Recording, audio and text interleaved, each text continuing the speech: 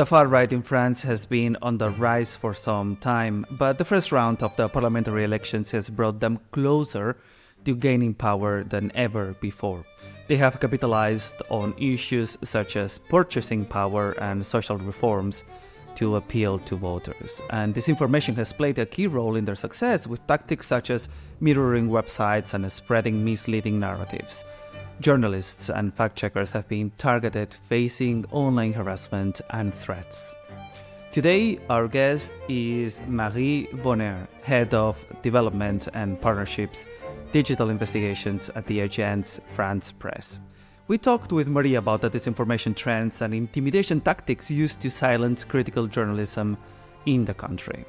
This conversation was recorded just days before the second round of the elections in France, the results of which could have significant implications for the European Union and the media landscape in France. I'm your host, Javier Luque, Head of Digital Communications at the International Press Institute, and together with our partners, the news outlet TATS in Germany and Faktograf in Croatia, we are conducting a series of investigations into disinformation campaigns against the press. Without further ado, I leave you with Marie, and welcome to a new episode of Decoding Disinformation. Hi Marie, thank you very much for joining us today. Hi Javier, it's a pleasure to be here. Thank you very much. So let's dive into our conversations. So the results of the first round of the parliamentary elections in France have just confirmed the results of the European elections in June and the presidential elections as well previously in France as well. So in the conclusion, it's one, like the far right is on the rise. So what do you think are the key factors behind this trend in France? So I don't think this is first of all, I don't think this is a new trend. The far right has been on the rise in France for quite some time now. At least twice they came in the second round of the presidential election as the principal opponent to the candidates. So it's not something that is new. It's something that we have been observing for quite some time. Nevertheless, it's the first time that we can see them as close to getting inside the government since, I think, the end of the Second World War. So this is quite something new in that sense. I would say that what is interesting in that sense is that they have been campaigning very much about purchasing power, which is and has been an issue for individual citizens in France for quite some time, especially around the war in Ukraine and the matter of the cost of energy, for example, and the low salaries, with some reforms that have been made by the government that were quite unpopular as well in terms of social issues. So they have been seen as the power, the political power who could actually bring up some change to people, although they have been campaigning on aspects that were misleading, to say the least, in terms of, for example, promises to reduce the taxes on energy, when actually this is dealt with at European level, and the European law doesn't allow this kind of reduction of taxes, or at least doesn't allow it on a permanent way and in a very quick manner, as for example the far right is promising to do things like exactly in July as soon as they will be in power. So there has been quite a lot of disinformation or misleading aspects around purchasing power, not only from the far right but also from the other parties competing for this election. And there has been a lot of disinformation around voting processes as well, and this is a trend that we have been seeing at global level, building up against elites and attacking the democratic processes for quite some time as well, to kind of protect strategies saying that the elections would be rigged if necessary, or if the results of the election doesn't look good for some parties, they can use this bed of misinformation around electoral processes, which is an ongoing noise that we have been hearing around all elections, let's say since 2016, 2017, since the coming of Trump in power in the US, and also since the campaign around Brexit in the UK, we have been seeing this continuous noise around electoral processes. And yeah, it's interesting to see that this is used as a potential way to contest the results of election if it doesn't give enough power to the parties who are contributing to sharing these noises. Has disinformation played a key role in the far right victory in these elections? And you were right now, let's say, describing several narratives, or trends. Let's put it this way. One of the things that I'm interested as well to learn is whether you have observed any kind of foreign interference into the elections, or maybe like into the patterns that the disinformation campaigns or disinformation trends and narratives took place in France. It's always difficult to attribute foreign interference to disinformation contents that we are seeing. There are some aspects, though, that are pretty clear. For example, in terms of disinformation techniques that we can identify, there is this whole campaign that has been identified by organizations such as EU Disinfo Lab a while ago, but also some of the fact-checking articles we did, and even Meta's team on risk assessments and foreign interference. This is called the Doppelganger campaign, which is using the technique of mirror websites, of real websites, in a very interesting way, because they are mirroring the whole website with the right graphical layout, etc. They are just changing maybe one letter in the URL, and they are linking back to the actual website on the fake website. So it's quite an interesting fabrication of disinformation content. And in the case of the recent election in France, for example, this has been used to portray Macron's party as a party that would be trying to buying out votes by promising €100 per vote for the first round of the election. It's really a technique that we have been observing for at least 2 years in France, sharing pro-Russian narratives, mirroring some mainstream media in France, in Germany, in other countries in Europe, I think as well in Portugal. For example, in France, it has been used by mirroring the website of 20 Minutes, in Germany, mirroring the website of I don't know if it was Bild or Spiegel, but again, this is a thing that we are seeing again and again and again. It has been used to share pro-Russian views, so you could be thinking in terms of attribution that this is clearly orchestrated in a way or another. I would be more careful on that, because I'm not sure that we at least at AFP have enough to say that without a doubt. Have these same disinformation tactics also been directed against the press and journalists? Well, as I said, they have been directed against the press because they are using the websites of the press to mirror them, to share disinformation. So in that sense, it's an attack around the credibility of the press itself. And this is very concerning. It has been going on for a while. There are also endless attacks on by the far right in France on public service media, public broadcaster, especially being accused of lack of media pluralism, which is interesting because this kind of accusations also come regularly from countries like Hungary, where the media pluralism is, to say the least, not very developed. There also, we could see that there are a lot of attacks on fact checkers themselves.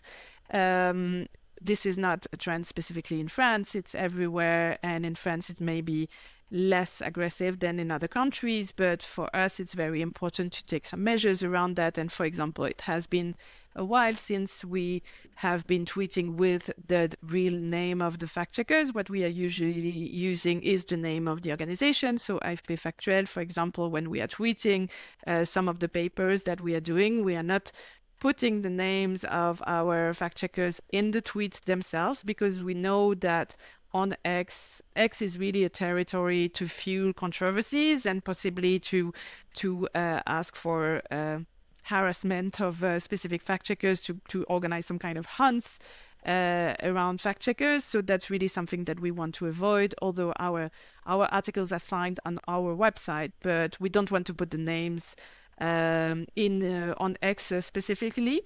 And then I think one other technique which is interesting is the way that politicians today are using social network to actually go around the media. For example, what we have seen in France, in it's very important, is that especially Jordan Bardella, so the leader of the far right, has been really using TikTok as a way to speak to voters and to younger audiences directly, without having any need to go through the media or to explain a specific program, etc. So the paradigm has changed completely in the way of addressing the audiences and voters. Mhm.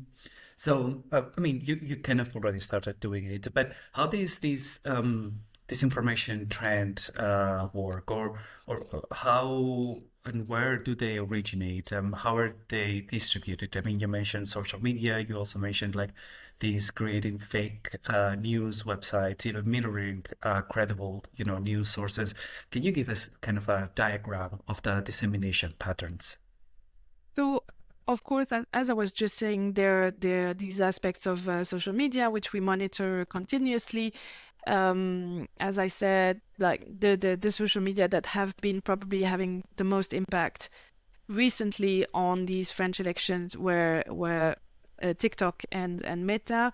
We have been seeing a lot of controversy on X as well, but there are not as many people on X as it used to be, and also we always know that we have some kind of bias around X because it has been the platform of journalists for a while, and we have a tendency to look at it much more than most of the people.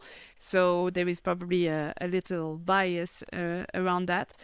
I would say that what is interesting as well in terms of a trend is the political control that some businessmen are trying to have on mainstream media, on France, are trying to have and are having, to actually share far right ideas. And this is something that we have been seeing a lot in France with the rise of Bolloré, a businessman in France who has been buying different TV channels, but also radios and written press of mainstream media, but has been imposing to these media a much more far right editorial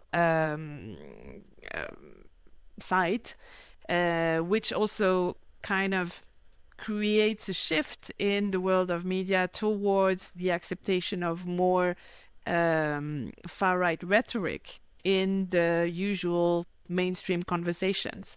And I think that is something noticeable as well, although it's not directly linked to disinformation. It's more a radicalization of the rhetorics that are shared in media and press in general. I mean, I know that the next question can sound a little bit broad and generic, but what do you think are the objectives of these misleading information toward these, let's say, these extremist rhetoric trying to be imposed, or intendedly, disseminated through different channels? Well, I would say that rather than having one specific disinformation content which is really going to change the results suddenly of the elections, Mhm.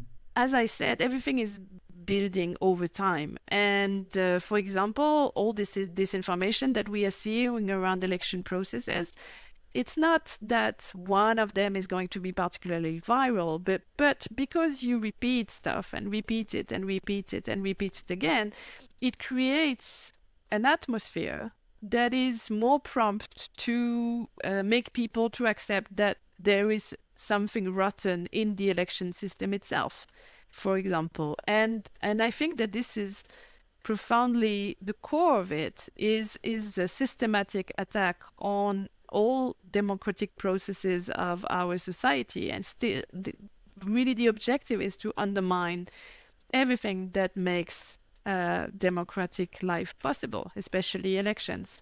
So I would say that what is really concerning, for example, we speak a lot about AI, generated AI, and the fact that this is going to create a lot of disinformation. It's going to be difficult to know the truth from false content.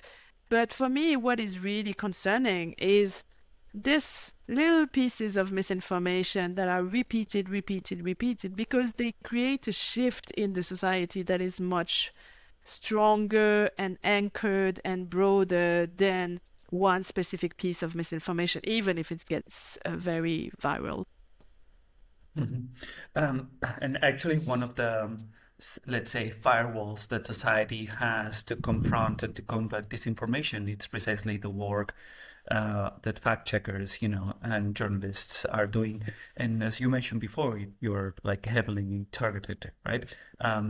So all across Europe, basically. So my question is here, and that actually links back to one of our previous questions, is first, are you ready to combat it? Not as an AFP, but I mean, do you think that journalists themselves see these as an issue, or rather, like these, meaning these online harassment, online threats, as an issue, or rather just something that comes with the job nowadays?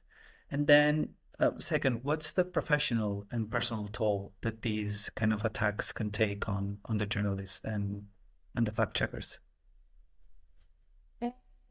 Do journalists see this as an issue? I Mm-hmm. think yes, but at the same time, it's true that there is this culture in journalism to say, toughen up, you need to be able to take it, you need to be able to reply to trolls online, you need to be able to talk to people, because that's what journalism is about, right? It's to explain things and explain them again, and maybe convince some people that the facts are others than what people think.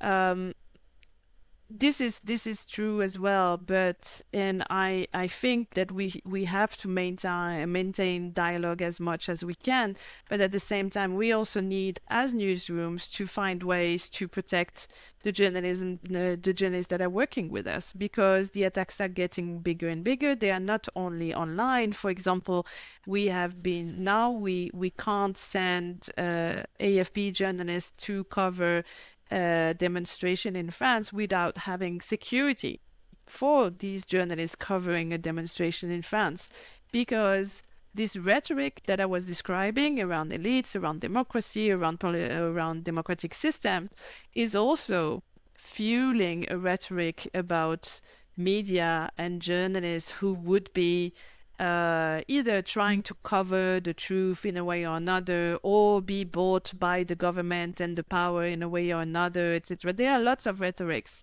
around journalists that make it more difficult than before, probably because at some point journalists were really seen as a kind of a power to keep the power accountable.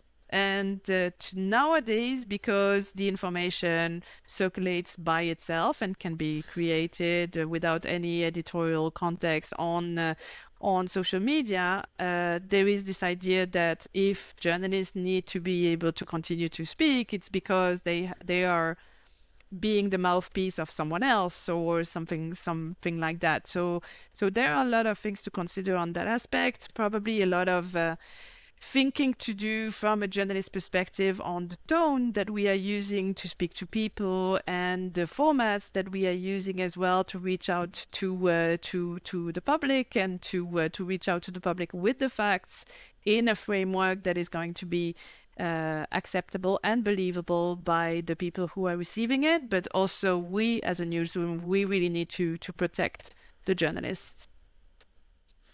We're just a few days away from the second round of the elections. So for those of you listening or watching it on YouTube or Spotify or anywhere else, just be aware that this conversation needs to be recorded in between the two rounds of the parliamentary elections, right?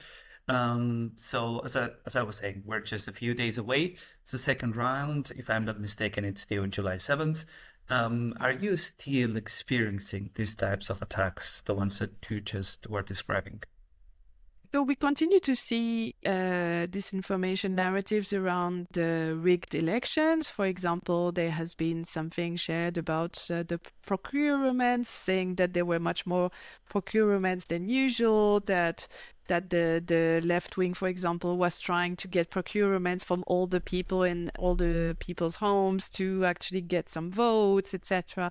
So there has been this continuous noise. Again, nothing super viral, but a continuous noise around that. What is going to be very, very interesting in the second round, but also potentially the source of a lot of disinformation, is the fact that what people need, what a party needs at the end of the second round is an absolute majority to be able to build a government that is going to be able to rule. And for the moment, the situation with these three major blocs, which is the National Rally and its allies, the coalition of the left wing and Macron's party and their allies as well, these three blocs are kind of all having a bit of a share in the election, although the far right is in front, but they all have a good chance to have some deputies and or some MEPs, and so the question is, who will have an absolute majority? And if there is no absolute majority, probably this will be the opportunity for whoever wants to create disinformation to contest the results of the votes and say, oh, this election is rigged because we did not get the absolute majority when we were supposed to get it. So I think this is going to be the nut around which this second round is going to be played in terms of both information and disinformation. It is a little bit concerning because it's very similar to the type of, forecasts that were done just days ahead of January 6th of 2020 after the latest presidential elections in the United States, right? Just out of curiosity, and before ending this conversation, why, why do you think that that these elections are really kind of a tilting point, or could be considered a tilting point for the European Union as a project? I mean, mainly because, the France, it's one of the biggest countries, also one of the biggest, so one of the countries with the biggest representation in the European Parliament as well, right? So how do you think that the national framework and the political dimension of France could actually impact, the European Union at large? Well, as you said, France is an important country within the EU. It's not the only one, but it is one of them. We are seeing that there are several important countries in the EU and smaller countries as well that have extreme right-wing leaders at the moment. So adding a country such as France to the win of the extreme right-wing at European level could have a big impact on EU regulations and on EU strategies, for example, on the war on Ukraine, but also on other aspects as well, such as, for example, the implementation that we are seeing at the moment for the Digital Services Act. We know that the national representatives still have a lot of impact when it comes to creating regulations at European level, but also when it comes to implementing them at national level. So in that sense, it's going to make quite a difference at the European level, but also at national level. I don't know if that answers your question. It does perfectly. So just to end up, what do you think that will happen in France with regard to these disinformation trends, the rhetoric against the press as well, starting in July 8th? It's difficult to say because it will really depend on the results of the elections, and nothing is completely written for now. So I'm not. I can't say the future, but what would be possible if the far right gets an absolute majority and is able to create a government is that there is, for example, there would be, for example, a multiplication of attacks on media, especially on the public service broadcaster, and this could come around measures, for example, of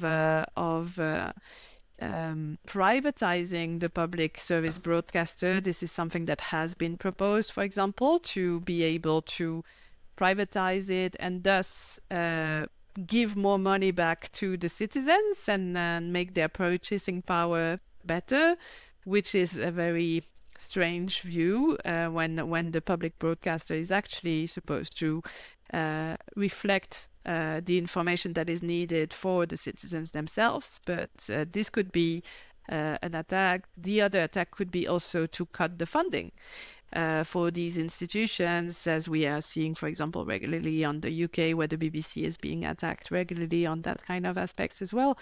I think cutting the funds is something that is more discreet because it comes on some specific lines on a budget, something that is not going to be discussed at a very large and public level, but it actually creates a lot of issues for the good functioning of the media. So I think this is the kind of stuff that we can expect, and we have seen that already at the very local level because the far right has been elected for some mayor's position at local level in France already for a while, since the last local election.